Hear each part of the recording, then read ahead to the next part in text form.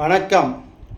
ஒருவர் அரசு துறையாக இருந்தாலும் சரி, அரசியல் துறையாக இருந்தாலும் சரி, அரசாங்க துறையாக இருந்தாலும் சரி, இந்த மாதிரி விஷயங்களுக்கு அந்த ஜாதகர் எப்படிப்பட்ட நிலையில் இருந்தால், எந்த மாதிரி கிரகங்கள் எந்த மாதிரி நட்சத்திரங்களில் இருந்தால் அந்த ஜாதகர் இந்த 3 துறைகளிலும் ஜொலிக்க முடியும்னா, அதாவது அஸ்வினி, ஆயில்யம், அனுஷம், பூரட்டாதி இந்த கிரகங்கள், இந்த நட்சத்திரங்கள் அவருடைய லக்னம், லக்னாதிபதி சந்திரன், இந்த மாதிரி 3 கிரகங்களும் அமையணும்.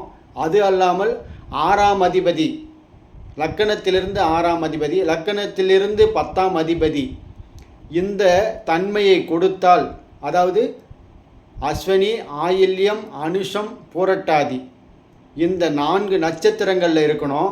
அது இல்லாமல் கேது லக்கணங்களிலோ இல்லை 6ஆம் அதிபதியோ இல்லை 10ஆம் அதிபதியோட தொடர்பு பெறும்பொழுது இந்த தன்மையை இருந்தால் அரசு, அரசாங்கம், அரசியல் இந்த 3லேயும் அந்த ஜாதகர் மிகுந்து காணப்படுவார்.